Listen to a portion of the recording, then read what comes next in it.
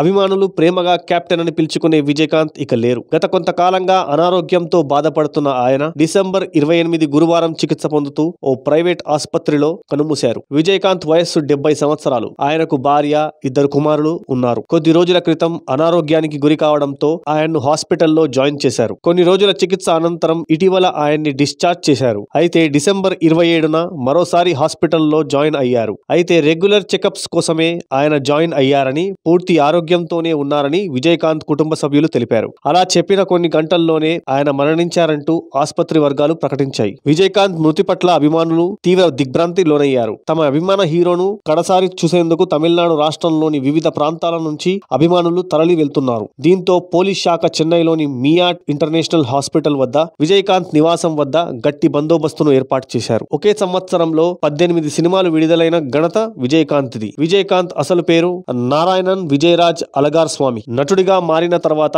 తన screen name ను విజయకాంత్ గా మార్చుకున్నారు. ఆగస్టు 25, 1952లో జన్మించిన విజయకాంత్ చాలా ఆలస్యంగా చిత్రరంగంలోకి ప్రవేశించారు. 27 సంవత్సరాల వయసులో ఆయన తొలి చిత్రం విడుదలైంది. 1979లో వచ్చిన ఇనుక్కుం ఇలమై చిత్రం ద్వారా విలన్ గా తెరంగేట్రం చేశారు. అప్పటి నుంచి 2015 వరకు సినిమాలు చేస్తూనే ఉన్నారు విజయకాంత్. హీరోగా మారిన తర్వాత కెరీర్ ప్రారంభంలో అపజయాలు ఆయన్ను వెంటాడాయి. ఎస్ఏ చంద్రశేఖర్ దర్శకత్వంలో వచ్చిన దురెత్తు, ఇడి ములక్కం, సత్తం ఓరు ఇరుత్తై చిత్రాలు ఘన విజయం సాధించడంతో ఆయనకు ఒక్కసారిగా స్టార్ ఇమేజ్ వచ్చేసింది. ఇక ఆయన వెనక్కి తిరిగి చూసుకునే అవసరం రాలేదు. హీరోగా చాలా బిజీ అయిపోవడంతో రోజుకు 3 షిఫ్టులుగా పనిచేయాల్సి వచ్చింది. 1984లో విజయకాంత్ హీరోగా నటించిన 18 సినిమాలు విడుదలయ్యాయి. అంటే ఆయన ఎంత బిజీ హీరోనో అర్థం చేసుకోవచ్చు. ఆయన కెరీర్ లో 150కి పైగా సినిమాల్లో నటించారు. అందులో 20కి పైగా పోలీస్ ఆఫీసర్ గా నటించిన సినిమాలే ఉండడం విశేషం. పోలీస్ ఆఫీసర్ క్యారెక్టర్ ను వన్నె తెచ్చిన విజయకాంత్ కు కెప్టెన్ ప్రభాకర్ సంచలన హీరోగా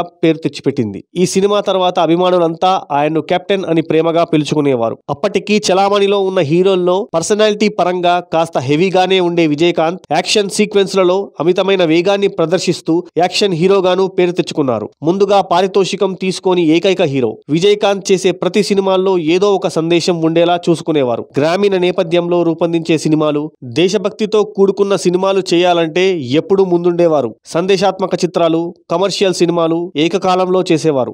ఎప్పుడూ నిర్మాతలకు అందుబాటులో ఉంటూ నిర్మాతల హీరోగా పేరు తెచ్చుకున్నారు. అందరూ హీరోల్లా సినిమాలు ప్రారంభానికి ముందు రెమ్యునరేషన్ తీసుకునేవారు కాదు. సినిమా రిలీజ్ అయ్యే ముందు పారితోషికాన్ని అందుకునేవారు. ఒకవేళ ఆ సినిమా నిర్మాత ఆర్థికంగా ఇబ్బందుల్లో ఉంటే ₹1 కూడా పారితోషికం తీసుకునేవారు కాదట. పోలీస్ ఆఫీసర్ అంటే విజయకాంత్. ఆ క్యారెక్టర్ నే వన్నె తెచ్చిన హీరో. విజయకాంత్ సినిమా కెరీర్ లో విశేషం ఏమిటంటే అతను చేసిన 150 సినిమాలు తమిళ్లోనే చేశారు. ఇతర భాషలో ఒక్క సినిమా కూడా చేయలేదు. అయితే దేశవ్యాప్తంగా హీరోగా మంచి పేరు తెచ్చుకున్నారు. ఆయన నటించిన సూపర్ హిట్ సినిమాలు వివిధ భాషల్లో డబ్ అయ్యేవి. ముఖ్యంగా తెలుగులో విజయకాంత్ కి మంచి ఫ్యాన్ ఫాలోయింగ్ ఉంది. అలాగే హిందీలో కూడా ఆయన నటించిన సినిమాలు డబ్ అయి విజయవంతం అయ్యాయి. తెలుగులో ఘన విజయం సాధించి అప్పట్లో సంచలనం సృష్టించిన ఎర్రమల్లెలు చిత్రాన్ని విజయకాంత్ హీరోగా శివప్పమల్లి పేరుతో తమిళ్లో రీమేక్ చేశారు. ఈ సినిమా ఆయనకు ఎంతో మంచి పేరు తెచ్చింది. ఆ సినిమా తర్వాత విజయకాంత్ ను పురచ్చి కలైంజర్ అంటే విప్లవ కళాకారుడని పిలిచేవారు. కెప్టెన్ ప్రభాకర్ రిలీజ్ అయిన తర్వాత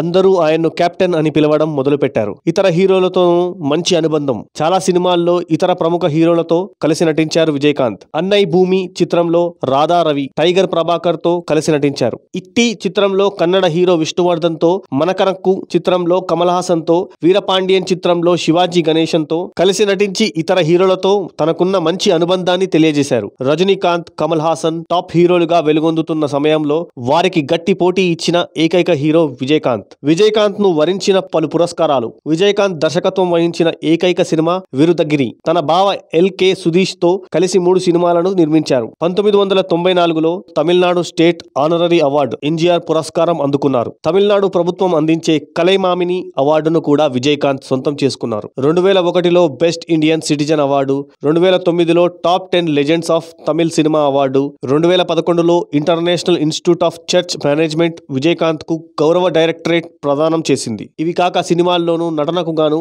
ఫిలింఫేర్ తో పాటు పలు అవార్డులు ఆయన్ను వరించాయి. రాజకీయ నేతగా చెరగని ముద్ర వేసిన విజయకాంత్. ఇక ఆయన రాజకీయ జీవితం గురించి చెప్పుకోవాల్సి వస్తే 2005 సెప్టెంబర్ 14న విజయకాంత్ దేశీయ మార్పుకు ద్రావిడ కళగం DMDK పార్టీని స్థాపించారు. దీని తెలుగు అర్థం ద్రావిడ జాతీయాభివృద్ధి సమాఖ్య. అతని పార్టీ 2006 అసెంబ్లీ ఎన్నికలలో అన్ని స్థానాల్లో పోటీ చేసినప్పటికీ విజయకాంత్ పోటీ చేసిన ఒక్క సీటును మాత్రమే గెలుచుకుంది. అతని నేతృత్వంలోని DMDK 2006 తమిళనాడు అసెంబ్లీ ఎన్నికల్లో 10% మంది, లోక్సభ ఎన్నికల్లో 10.1% ఓటర్లను సంపాదించింది. అధ్యయనం ప్రకారం ఇది సుమారు 25 నియోజకవర్గాలలో అభివృద్ధుల గెలుపు మార్జిన్ల కంటే ఎక్కువ ఓట్లను సాధించింది. 2006 ఎన్నికల పోలింగ్ లో అతని పార్టీ AIADAMK ఓట్ల కంటే ఎక్కువ DMK ఓట్లను పొందగలిగిందని తేలింది. ఏప్రిల్ 13న జరిగిన 2011 ఎన్నికల్లో అఖిల భారత అన్నా ద్రావిడ మున్నేట కజగంతో పొత్తు పెట్టుకొని 41 నియోజకవర్గాల్లో పోటీ చేశాడు. విజయకాంత్ పార్టీ పోటీ చేసిన 41 సీట్లలో